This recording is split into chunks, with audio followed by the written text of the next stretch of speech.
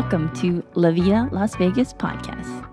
We're two physical therapists living the life in Las Vegas. I'm Dr. Erica. And I'm Dr. Joe. We created this podcast for two reasons. First, to connect the healthcare, wellness, and fitness communities in Las Vegas. And second, to highlight all the amazing people we've met along the way. Thank you for listening, and remember to take care of yourself. Today's guest is Tommy Hackenbruck. Tommy's a 7-time CrossFit Games competitor, previous Utah football player, and entrepreneur. We talk about coaching, living in Vegas, and playing outside. So welcome to La Vida in Las Vegas podcast. We appreciate you showing up. If you want to introduce yourself and tell us about yourself. Sure. Great to be here. My name is Tommy Hackenbruck. I'm a CrossFit coach and I guess an entrepreneur of sorts.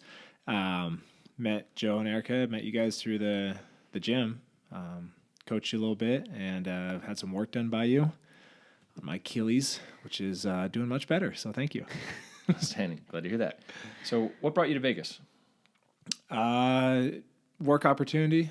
So 2017, moved down here for a job that my wife and I were doing, and decided to call home. I don't see us leaving. We aren't actually doing the same work anymore, but we're not looking to leave. So we just really took a liking to it. And where'd you move to Vegas from? Salt Lake City. Yeah. So what would be some major differences, would you say, between Salt Lake City and Vegas? The weather. Weather here is amazing. There's an obvious, all the Mormons up there, which is kind of, unless you've lived there, you probably don't have the right impression of it. It's not really as weird. I think most people would think, oh yeah, Salt Lake, that must be really weird with all the Mormons. That was my impression. So I'm kind of assuming a lot of people have that. It's not like that really. It's really feels like just a normal city, a little bit smaller than the actual population would tell you, which I think is pretty similar to living in Las Vegas. This is a small town in a lot of ways, but a fairly big city. So yeah, Salt Lake's a great place, tons of outdoors. It's not where I was raised, but I lived there for over 15 years, so it was home for a while. Were you there when they filmed Dumb and Dumber there? The whole trip on the Barbie scene, that was filmed in Salt Lake City. Oh, really? Mm-hmm. No, I was not. But I know about that's like a thing. Like people go to look at that house that was, or their apartment or whatever. That's like a thing people do. And I never actually did it, although I have seen Dumb and Dumber at least 50 times. That used to be the movie, when I was a kid, like with my cousins. Anytime we get together, it was just on repeat all day. So I can tell you've probably seen it a couple times. Oh yeah, probably more than a handful. On VHS, of course. Yes, that's all we had. I haven't been to Salt Lake City yet, but maybe I'll take the Dumb and Dumber tour one day. It's kind of like when you live in an area, you never do the touristy things. Yeah, you could do that. I'm from Oregon, so that's another one with the movie tour. You'd go to Astoria with the Goonies. That's where the Goonies was filmed, Astoria, Oregon, and then down to Cannon Beach for Haystack Rock. So those are pretty memorable scenes from that movie. There's different climates in Oregon, Salt Lake, and Vegas. So what's growing up in Oregon like? Oregon is great. Portland is in the suburbs of Portland, so lots of rain. I don't remember it as ever being a thing. I think when you grow up in it, when you're a kid, it doesn't really affect you. I went to high school in Bend, Oregon, which is considered high desert, so almost identical to Salt Lake City. Much less clouds. We'd still get, a little more because you have that Portland weather that comes through, but most of it gets stuck in the mountains. So we're kind of east of a big mountain range and a lot more blue sky. Yeah, cold winters. Always had a cold winter till I came here. I'm not ever going to get used to this super hot weather. But it's not nearly as bad as, I hate hot weather, and it's pretty bearable, like, honestly. I always think it's going to be worse. I think it's a dry heat that's maybe not too bad. I don't know if I could do humidity. Yeah, the first time I experienced triple digits, I think, was here as far as the temperature. But you do get used to it over time. So what do you do to spend your time in Vegas? Man, I feel like such a probably a typical like parent with young kids. Like I literally go to the park and drive the kids around. And this year has been so weird. Um, I feel like I don't do anything. My wife and I love going to shows. You know, when that was a thing. It's nice to be able to just like go on a date night and have such awesome entertainment like right at your fingertips.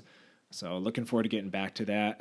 But yeah, I mean, if you're in the Henderson area and you want to know what parks have the best swings, what parks have the tallest slides, if you want to know which ones are good for riding bikes and which ones have splash pads, I could give you the rundown. What's a splash pad? Splash pads where you have like those little sprinklers that shoot out. Oh, okay. They turn them on in the summertime. Kids just like go nuts and run through them and yeah, get cold, get wet, cool off. You make a guide to the parks in Henderson. Yes, I could give you the parents' guide to the Henderson parks, and they're great. I mean, that's one thing about the suburbs here, Henderson and Summerlin. Like, I feel like they're very family friendly. You know, there's a ton of parks everywhere. This used to be a really small city, I believe, and the way where it's expanded, like it's all pretty recent. You know, living in some like Portland, much older city, you lack the space there. You're also surrounded, you know, you have water and you have these hills and a lot more obstacles. Vegas is pretty much just like a flat piece of desert. So I feel like they've had the luxury to plan it a little more and do a lot of things right. And it's weird too because all the different areas of Vegas, like they're kind of like almost sectioned off in a way. Like we were talking earlier about how Henderson's like outside of the city. It used to be more separate, but now it's kind of blending together. Then you have Boulder City, which is further out. But if you meet people that live in Henderson, they spend most of their time there, and they won't know anything else about the rest of the city, regardless of how long they've been there. Yeah, there's like this gravitational force on the strip, you know, and there's a lot of employment there. There's a lot of entertainment there. So everybody commutes centrally at some point in time, even if it's just to grab a dinner or whatever. Everyone here, you're gonna have friends in town. You're gonna have to show them the strip. You know, there's always a reason to go there. But having lived in Henderson for 3 years, there's like no point in going over to Summerlin other than maybe going to Red Rocks, which I've done quite a bit, and it's beautiful and I love it. And I don't see why anyone would go over to Henderson from Summerlin unless you're going to the Hoover Dam. So you know, we kind of like we each have our thing. But yeah, it's really not that far. But it's like, why do I want to go to Smith's to get groceries in Summerlin when there's, you know, Smith's 2 minutes away from my house? But yeah, both great communities. They're like identical twins in a lot of ways. Not too identical, but you know, not in like a bad way where it's just cookie cutter. But yeah, both nice areas, nice neighborhoods. So you have quite the athletic career. Do you want to give us a rundown of how you got started and some of the things you've done and how it led you to where you are now? Sure. How do I make this brief?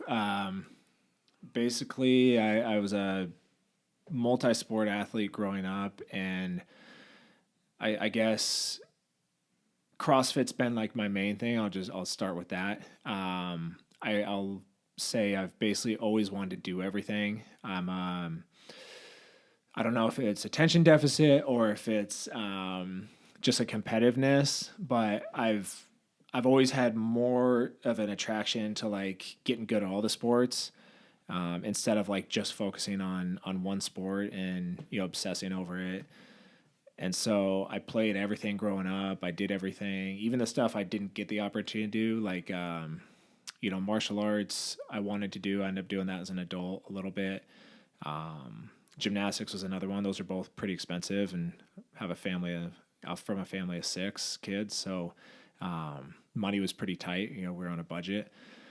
So like those things I didn't get to do, I learned gymnastics in my backyard on my trampoline and tumbling in the grass. So my uncle taught me how to do like a back handspring. And then, you know, throughout my childhood, I kind of learned how to do 2 back handsprings, and then, do not any high level tumbling, but just, enough to kind of check that box. Practice walking on my hands, like a bunch of random stuff that I thought was just normal, that actually really paid off down the road. So that was beneficial in some way. Played football in college. After college, got into CrossFit kind of randomly and ended up competing in that for 7 years. Did the individual and the team competitions, just kind of switched over to what was more fun and what fit my lifestyle better. And since then, I've stepped away from trying to be competitive.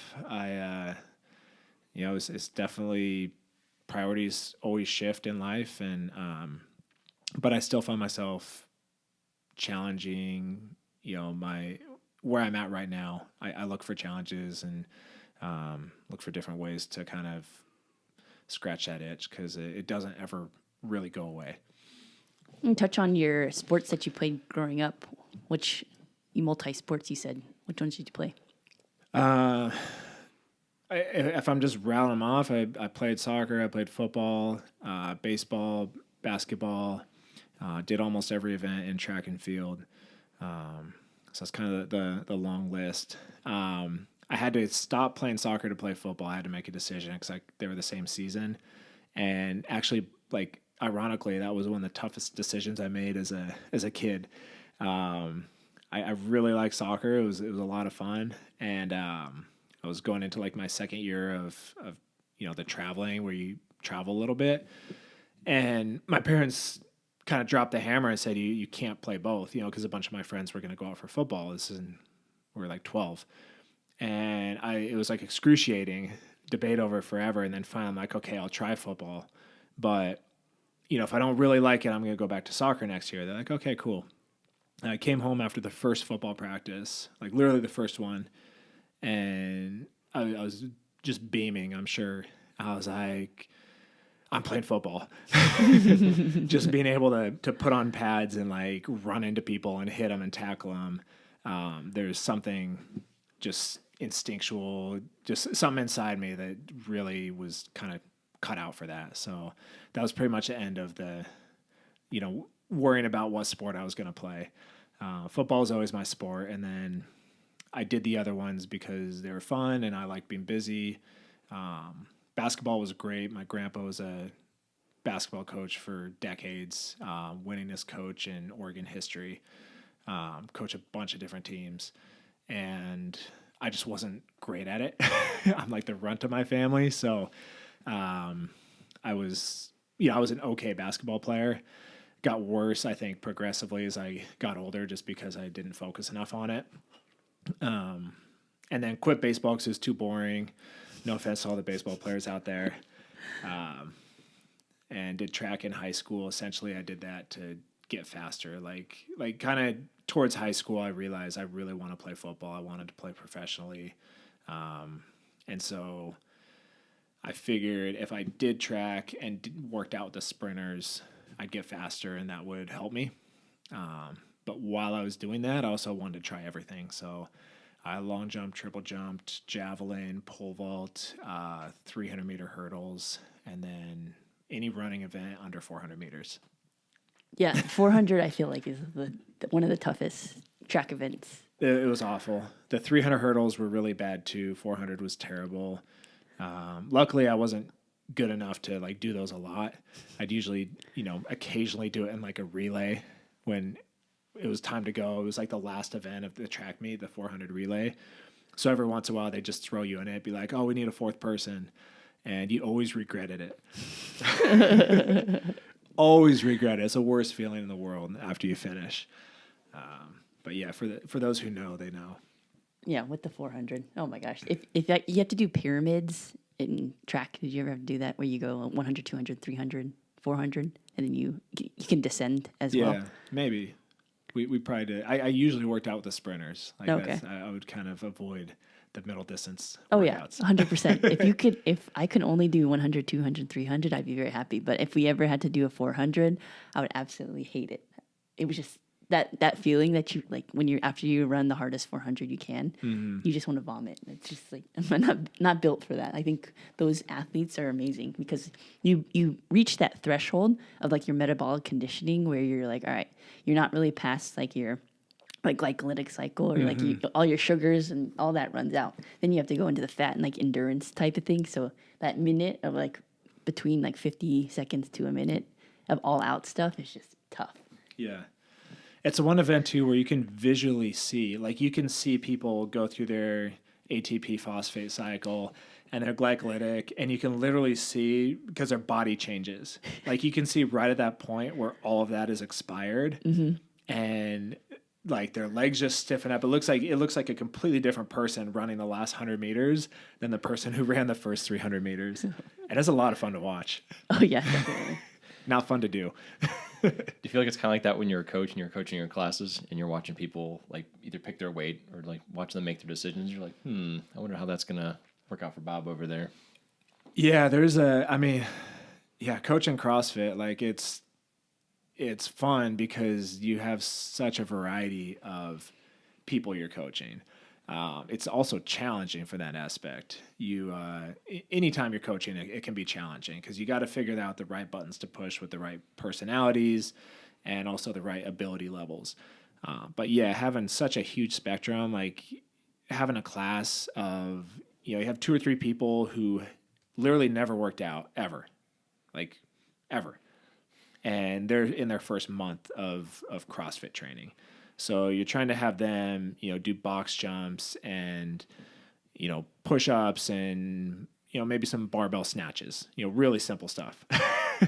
And then you have a couple, hard-headed 21-year-old males who have no frontal cortex and think that putting more weight on the bar is always the best answer. Oh, it's not? Yeah, it's not. Okay. And then you have like kind of the spectrum of people in between, and you might have 1 or 2 people who are drank too much the night before, and they're trying to just kind of float by through class and not really be noticed and fly under the radar, but what they're capable of, so you have to like kind of push them a little bit, like, hey, you're paying me for results. I'm going to get results. Like, I'm not going to let you half-ass it through this workout. So, on the one hand, I'm telling this one person to go easier and lighter. I'm telling this other person to go harder. Like, why are you slacking off? Like, that hangover, that's your choice. That's not, a medical condition that we have to work around. And then you have the new person who, like, doesn't have a clue what they're doing, and they're over there doing sit-ups, and you told them to do a squat. And so, it's fun. But to your point, Joe, putting people on the assault bike, or just any opportunity I get to kind of trick people into that, it's that same stimulus as that 400 meter. Anytime you can get someone to really just kind of empty the tank and give that all out effort for more than like 30 seconds, because they're good for 30 seconds. And then just crap hits the fan and the wheels come off, and it's really fun to watch. So I won't do that to, innocent bystanders, like if it's someone's first week or whatever. But if I can trick somebody into that and I know they can handle it, I do have kind of like an evil, pathological side of me that likes to watch that. And the assault bike's deceiving too. So if someone has not ridden one before, you're like, oh, I've ridden an exercise bike before, but it's like a totally different thing when someone's like, oh, go ahead and do 30 calories on that thing real quick. Yeah, it's a weird thing. Everybody gets on there, and you don't realize how effed up you are until you're past the point of no return. So it's really unique in that way. I think there's a lot of things in life that can, like in sprinting, that can cause that suffering, but you kind of have to build up your athleticism and your speed and your ability to get to that point. If someone's untrained and you have them go run a 400 meter, it's not going to hurt that bad because they don't really, their body doesn't know how to run fast. But for whatever reason, that bike is like just so simple and easy to operate that it really catches people off guard. Yeah, it's interesting too. Is like when you first start and people are like, they're kind of inefficient, but that's almost why things are difficult too. Is that they haven't really learned how to move, or the movements are more difficult because they're not as coordinated. But then their coordination starts like cleaning up and their positions look a little bit better. But then now it can be more difficult because of the other things that you can change for that, whether you're adding like speed, intensity, load, cardio respiratory demand, or any other factor. Yeah, we just talked a lot about that last weekend. I was at a level 2 seminar, just getting my accreditation handled so I don't lapse. But yeah, we were talking about that exact thing where CrossFit can be, really, really challenging, and that you're dying after the workouts, and you talk to those clients, you're like, well, it's not going to get any easier, like it's actually going to get harder, and so you have to enjoy something like that, and really, I think to be really physically fit, we can take care of our bodies and be healthy, probably without too extreme of a stimulus, without too much intensity. But I think the way we're designed as humans, I really do think that adding that intensity in different areas of life, kind of putting yourself up against those adverse situations makes you even stronger. And that's really what we encourage people to do. It's like, this is not going to get easier. It's actually going to get harder. Like the more fit you get, the harder these workouts are going to be because you're going to push yourself harder. And that's a good thing. We're going to make sure you're going to make sure you're safe doing it, and you're going to kind of tone it back and regulate. But when you have the ability to go even harder and do this workout faster, lift heavier weight, it's going to hurt more afterwards. The feeling's going to be more intense. The intensity's higher, but you're going to get even more results, which is awesome. It's like you get great results in the beginning, and then you get in better shape and you get even better results. So that's cool. And it's really rewarding to help people find that, because it's one of those few things in life where you kind of learn something about yourself. To be able to just go to the neighborhood gym and have that type of an experience. It's kind of like what I would call like a crucible event. Usually we have those, I would say first thing that comes to mind is like having your first baby. I'm not saying that CrossFit's like bringing a child into the world, but it's one of those things that's just, it's life-changing, right? Like you become a parent, it's life-changing. When you graduate high school, it's kind of the same thing. Like, even though nothing's really different from one day to the next, you see the world differently. Like you just, it's a big, huge event in your life. And I think that can happen. That transformation can happen inside a gym if you let it, if you let yourself push your body beyond what you thought was possible. All of a sudden your eyes are open. You're like, wow, I'm capable of so much more than I thought. Same thing can happen from just even like getting a promotion and a job, but those things, that's not something you can do, once a week. If you can, you're a beast. If you're getting promoted at your job once a week, like good for you. That's awesome. But usually those wins are like years apart. So it's pretty cool to be able to mimic kind of those life-changing events in a very small way. And what I try and do is just replicate that for people over and over. So each week, they're having a win. They've accomplished something. Maybe they got their first pull-up.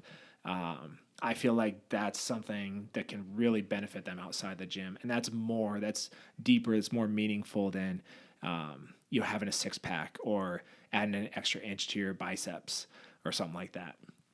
It's interesting. You can learn a lot too, not only putting yourself in those positions where something's really difficult and you have to do it, but pay attention too to what your thoughts are. Like, are you like, oh man, I don't really know if I can do much more than this. But then as you continuously do that, your thoughts change a little bit. You're like, okay, now you're like, instead of worrying how bad it is, now you're like maybe like counting, like how many seconds should I rest in between this next set? Like, do I think I can do this weight, or like how should I break up this next set of pull-ups? So you start thinking differently, like more calculated, I guess I would say.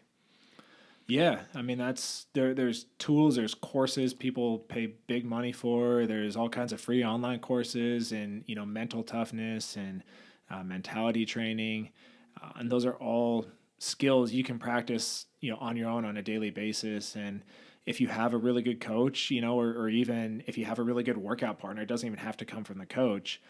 Someone who, it might just be a little suggestion of like, hey, instead of picking up the bar and trying to do 20 reps, why don't you do 5 and then count your breaths. You take 3 breaths when you set the bar down, and then you pick it back up again. And just those little tools, they'll help you get through a workout faster, but that's also a very good tool when you're faced with any big task that seems daunting or overwhelming. It's like, I can just do a little bit of this, and then I'm going to give myself a reward, like a very small break, or I'm giving myself a small reward, and then I'm going to get back on it.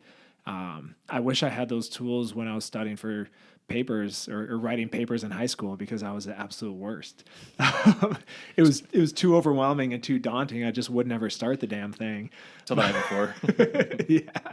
So if I just had that tool, I was like, I can just write one paragraph and then take a small break and then come back and write another paragraph. I might not have failed English class.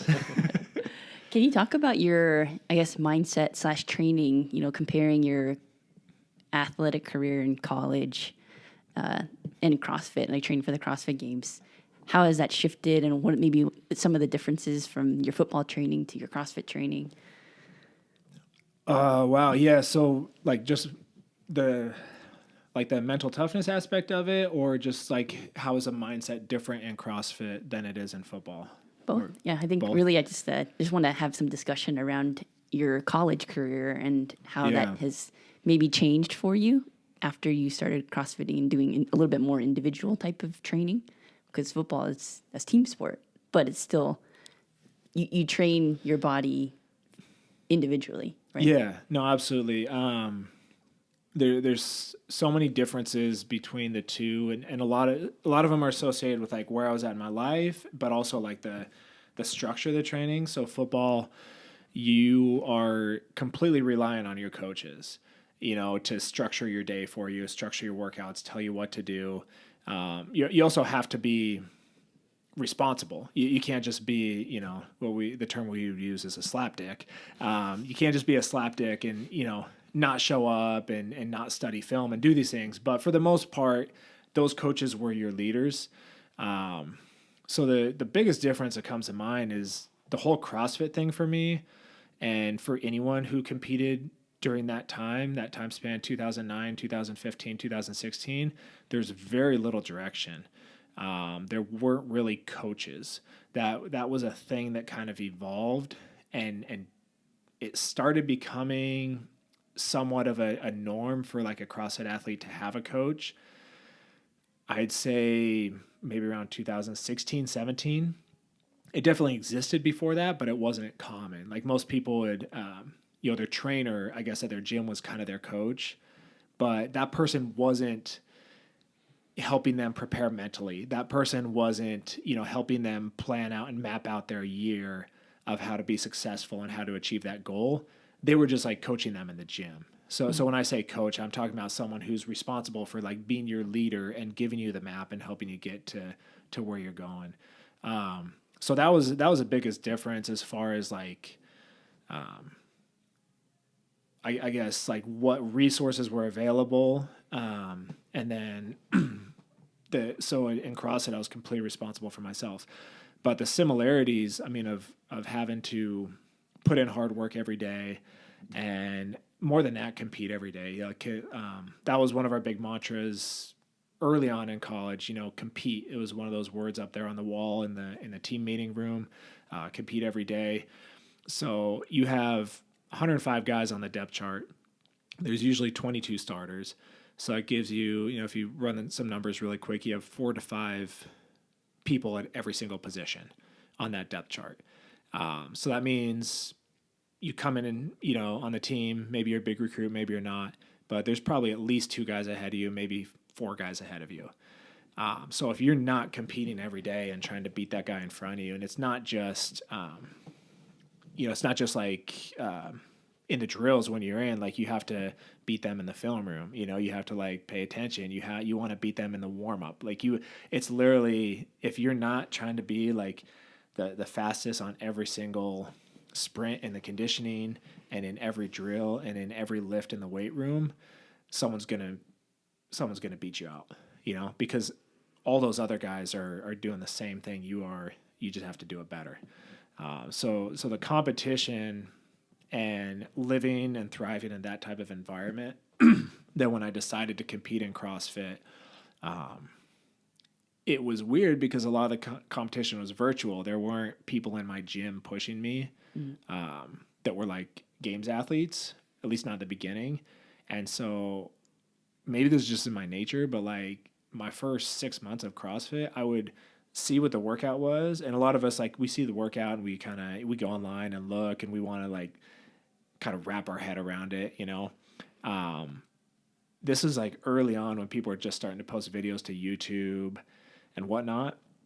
So at my gym, I'd look at the workout and then I'd like Google it and search it and see if there's any videos of people who had done that workout to see like, oh, how long should this take? And every once in a while, you know, you get a named workout. Like there's some workouts in CrossFit that are pretty well known. They're usually like named after girls like Fran, Diane, Helen, right? So anytime there's a workout and there's like videos of people doing it, that was my competition. So like for the day, I already had this time I was trying to be. I was a freak. I was really like competitive with it, but I also cared about doing it right. You know, I wanted to move well. I wanted to be healthy. I didn't even know.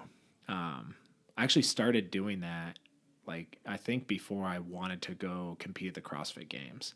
I just thought it was fun to like have a rabbit to chase.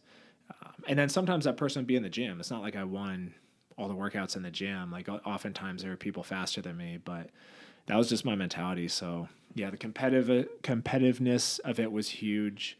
And then I would say as far as a mental toughness side, because that's something that I think I've had a lot of really unique opportunities to develop. And that's kind of given me an edge in a lot of ways. I think a little bit of it has been, you know, maturity, but a lot of that was from what I went through in college. I think I had a huge advantage over a lot of other people who were probably better at CrossFit than I was, but I had just been in high pressure situations. I had been tested. I had faced a lot of adversity through football. And so when it came to CrossFit, I think I had a much different mentality than, like I said, than people who were better than me, and was able to find an edge that way. Because I didn't panic. I would stay calm. I didn't, you know, over stress about things. I kind of took things as they came. I realized that I was only in control of what I could do.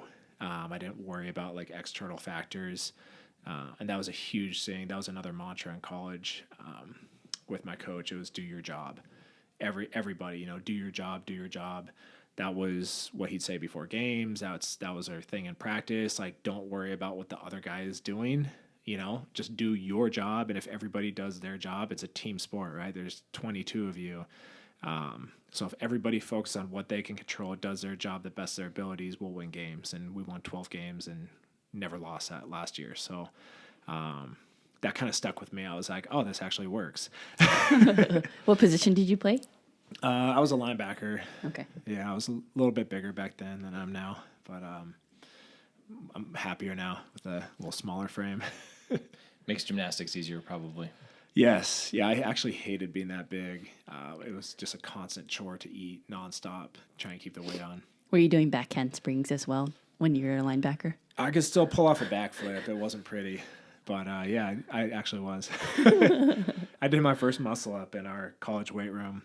They had one set of rings hanging down that they had installed for the track team.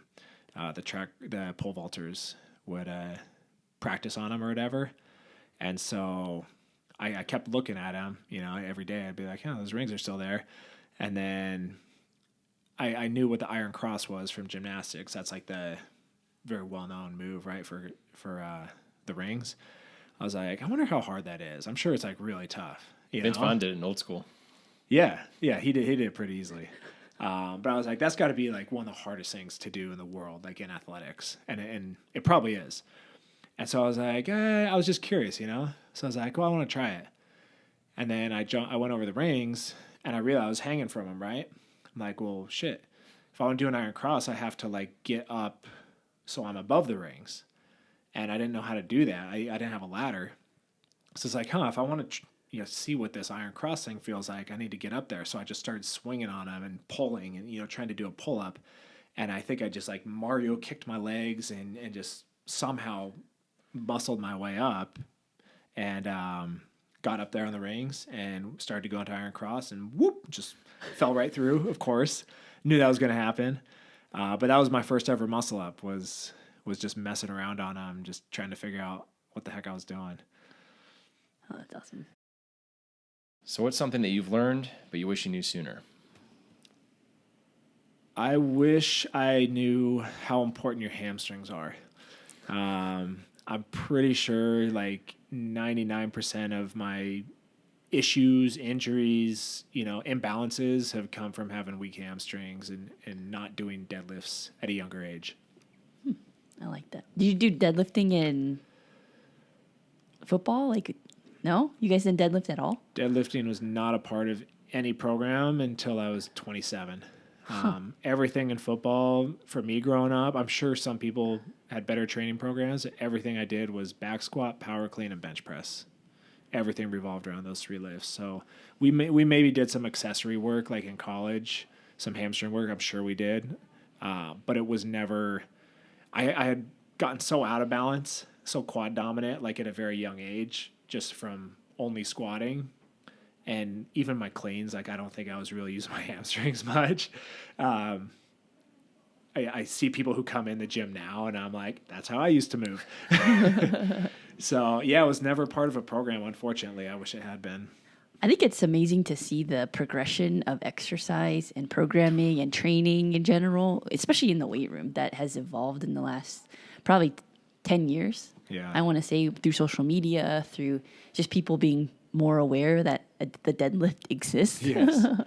I think that's a good thing. I think as I'm interested to see training and strength and conditioning just currently and how it's evolved in the last 10 years and the next 10 years in the future, because there's so much good stuff out there. Yeah. Research and exercise videos and people educating people. I think it's amazing. It's unbelievable the amount of good quality content that in the field of like strength and conditioning and exercise and corrective exercise. And as much as, I don't know if you guys have these conversations often, but as much as I talk about, the perils and the pitfalls of the internet and social media, that you make a great point. Like that is one of in the realm of health and fitness, the internet and YouTube videos, they've done so much for people training smart. I mean, if you could put someone in a time machine and show them like 10 different gyms and the workouts that people are doing in like 2005 to now, they would look like completely different. I mean, you would be like, those have nothing in common whatsoever. I think everybody now is doing more functional movements, more circuit training, more high intensity, and also more Olympic lifts and just advanced, what used to be considered like advanced, used to be considered dangerous. Almost no one's using I take this back. I don't know if people use isolation, machines, but I know there's fewer of them in the big gyms. They probably don't get used as much as they used to. So people are just doing more, compound movements, doing the big lifts, the stuff that actually, gets results, stuff that loads you up. With the weight bearing exercises is awesome. It's crazy because I remember the first time that I had ever heard of CrossFit was somebody was showing me a website, and I don't remember them calling it CrossFit at the time. There's like, hey, look at this website. Like people are just doing these random workouts every day. And this is back when you were doing like back and buys, chest and tries. I looked through some of the stuff on the website, and it's like, like a named workout. Like, yeah. What is this? How would this ever work? That's crazy. And I didn't even think about it for another year or two after that. I just thought it was so absurd. And then now, when you look at it, like that's the way to do things for the people that are successful. And looking at the other way is like completely flipped. So I had the same experience as you. I just like kept scrolling a little bit longer than you did, I think, because I remember being told like, "Hey, check out this website," and checked it out. And same thing, named workouts. I'm reading through it. I'm like, how do you do 30 wall ball? I don't know what a wall ball is. 25 GHD sit-up. I know what a sit-up is, but I have no idea what GHD is. And I don't know what GHD sit-up is.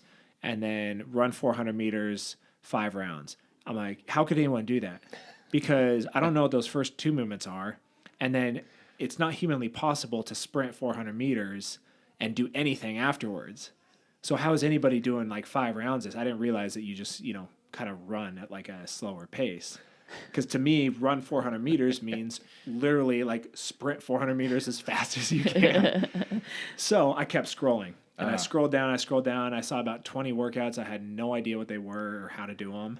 It was like reading a different language. Oh, yeah. You're like, where am I going to find a kettlebell? Yeah. And then I saw Murph, which is run 1 mile, 100 pull-ups, 200 push-ups, 300 squats, run 1 mile. I was like, oh, I know what all those things are. I'll do this workout. So that was my first CrossFit workout. Was it really? I went to the grade school by my house. Took me a little over an hour. Yeah. And I'm sure like my push-ups were probably half push-ups. I was still doing football player push-ups at the time. But yeah, I was like, this is the only one I know. So I'm just going to do this so I can see what this CrossFit thing is. Ends up not really like your typical CrossFit workout. It was, over an hour is not how long typical workout's supposed to take. My intensity was, I'm sure, way lower than the intention. But after that, I was like, okay, that was interesting. And then I went to a gym and actually tried it in a gym, and that was a totally different experience. That was really cool. What's something that you commonly see in your daily life, whether it's coaching or just as a dad maybe, that you wish more people knew about? I see people, I'm going to make this really relevant to like our current events, right? I see people asking each other about their day, smiling at each other, high-fiving each other, just really wanting the best for one another. And I feel like that exists all over the place all the time, but we've kind of forgotten because we've been a little too isolated, and we've just have this bombardment of like this negative messaging of all this conflict going on. So I wish every person could see that, because I feel like I've been blessed coaching in the gym.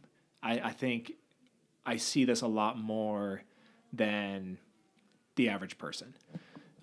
So I wish everybody could experience that and realize like, hey, through this whole COVID thing, like stuff really isn't that much different. Like humans still want to hang out with each other and high five each other and want the best for each other. We all need a little more of that in our lives. For sure. What is something that you've been working on, whether it's professionally, personally, physically, mentally, just something that you're excited about? My rowing. So I've been pursuing a running goal for quite a while. I don't know if I'll ever get there, but I'm going to keep trying, at least for a while. I've always wanted to run a sub 5-minute mile.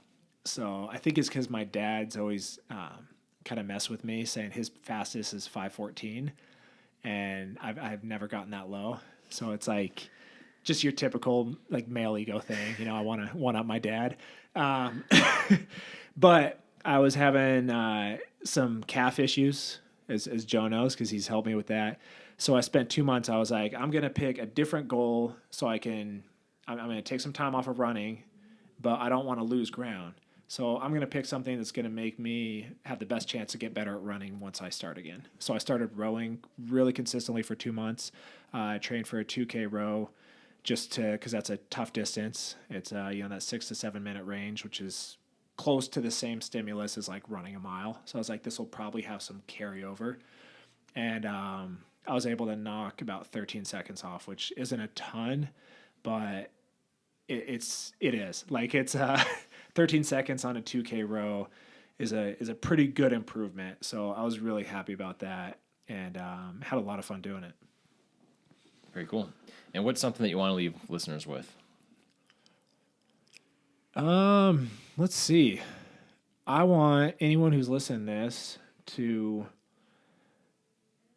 come try a CrossFit class if you've never tried one. I'm coaching in Las Vegas, so anyone who's listening in Las Vegas, come try a class. First one's free. I just want you to see what it's about. I love coaching and I love helping people.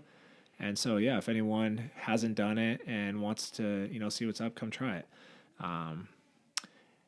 And on us, to add to that, I'd say anybody who has done CrossFit or already knows about it or whatever, go try something that makes you a little bit uncomfortable, because that's the same type of thing. I think we should all do that on a regular basis. It doesn't have to be every single day, but go challenge yourself, do something that makes you a little bit uncomfortable, maybe a little bit scared, that might make you better for having done it.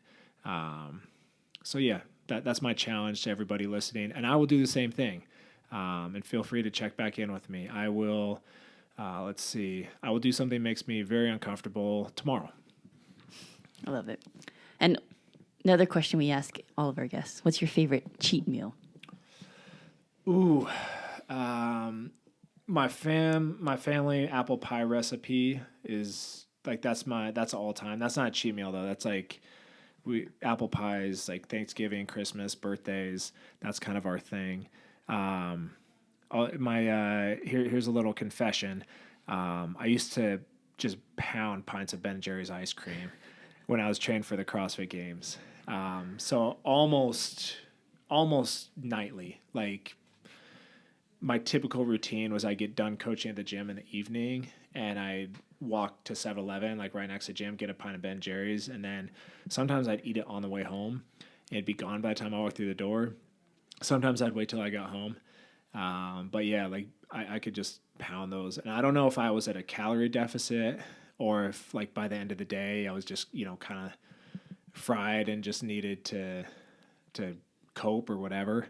But yeah, Ben & Jerry's is some good solid fat and protein calories. What flavor? It's tasty. Everything but is pretty good. And then peanut butter cup is like, I'm like a Reese's guy. Peanut butter jelly sandwich. Best burger in Salt Lake City is at Lucky 13 Grill. It's called the Nut Butter Burger. It's amazing. They have like peanut butter on the burger. It's unbelievable. So yeah, big time peanut butter guy. Love it. Well, we appreciate you being on the show. I definitely recommend someone come check out one of your classes. I think you're an excellent coach. I've learned a lot from you. I really enjoyed being in the early morning classes. I've had a lot of fun. I appreciate it. Awesome. We have a good time at 5 a.m., don't we? Sure do. And again. How can people find you? Ooh, just I'm on social media, probably most active on Instagram. My handle is at Tommy Hacksaw, and most of my posts are like just of my family or me and my family. I'm a terrible social media like influencer type person. Usually if I post some on there, I'm like, oh, here's a cute picture of my kids. I bet my mom wants to see this. So, if you don't mind that, every once in a while I'll post like some training tips or some workout stuff. So I try and put some content relative or relevant to like what I do for a profession. But yeah, you can find me on social media. If you need any help or advice with anything, I get people hitting me up a lot for like training advice or programs or something like that.